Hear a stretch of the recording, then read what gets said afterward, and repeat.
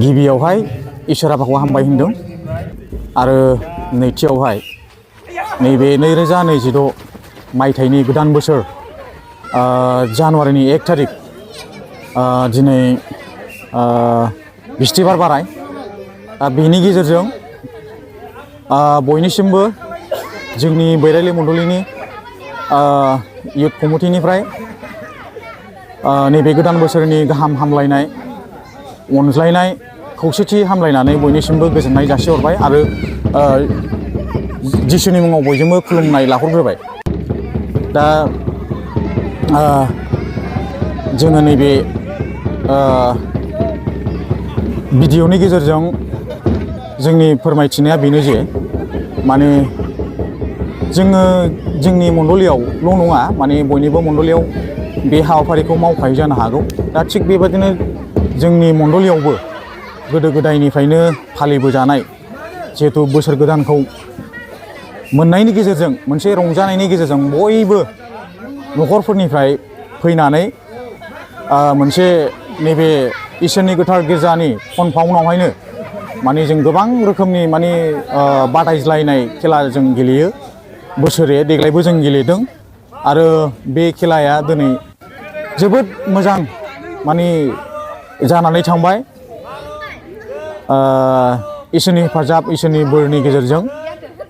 आरो बे खेलाखौ जाय बिथांमोनहा दायथ' लानानै माने गावनि बेस्थ'थाखौ दोनथ'नानैब्लाबो बिथांमोनहा बाहागो लाफैनानै बे खेलाखौ मोजां सालायफुंबाय। जोंनिनो एक्स नेहाथारि दङ आरो लोगोसे जोंनि इउथ्सनि ट्रेजारार बिथां मानगोनां दङ आरो लोगोसे भाइस प्रेसिडेन्ट दङ आरो लोगोसे बेबायदिनो मेम्बार दङ। दा बिथांमोनहा मोजांथारै दिनैनि बे खेलाखौ मावफुंना होनायखाय बिथांमोननिसिमबो जोबनो गैयै रोजा रोजा साबायखर बावनाय थाबाय आरो आसा खालामो बिथांमोनहा आरो बेबादिनो उननि बारावबो बेबादिनो दायथ' लानानै बेबादि जे इसोरनि खामानिखौ मोजाङै मावलांगोन होननानै आसा खालामो। आरो नोंथांमोननिसिमबो खावलायहरो नोंथांमोनहाबो बेबादिनो रंजादो आरो नैबे गोदान बोसोरखौ जों लोगोसे मोनसे गोदान गोसो गोदान अनज्लायनाय गोदान फोथायनाय लानानै इसोरनि लामायाव थाबायनो थाखाय बयनिसिमबो खावलायहरनाय जाबाय। आंनि बुंनाया एसेनोसै। दा जोंना मानगोनां बिथां ट्रेजारारा खावलायनाय जाबाय। गिबिसिनथारावनो नैबे बोसोर गोदानखौ मोननायजों लोगोसे बयबो रायजो आरो राजाफोरनिसिम खुलुमनायखौ जासिहरग्रोबाय आरो बयजोंबो गोजोन्थों। दानो बे समावहाय जोंहा दिनै बोसोर गोदानखौ मोननायजों लोगोसे रंजानाय गोसोखौ लानानै जोंहा बिदिनो मण्डलियाव बोसोरफ्रामबो खेला बायदि रोखोम जों सालायनाय जायो आरो बेखौबो दिनै जों नैबे बोसोर गोदानखौ मोननायजों लोगोसे मावफुंनो हाबाय बे हाबाफारिखौ।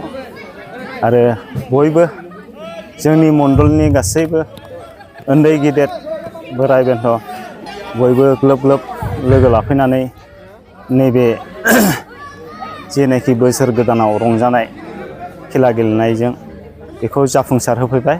दा बिनि थाखाय आं जोंनि मण्डलनि साफ्रोमबो सोद्रोमाफोरखौबो हामबाय होनो आरो दानो बिसेस नैबे बोसोर गोदानखौ मोननायजों लोगोसे जाहाथे बयबो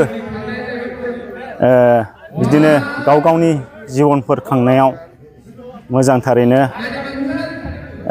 आवगायलांनो हाथोंसै बेखौ आं बयनिसिमबो कामना खालामनानै दोनबाय।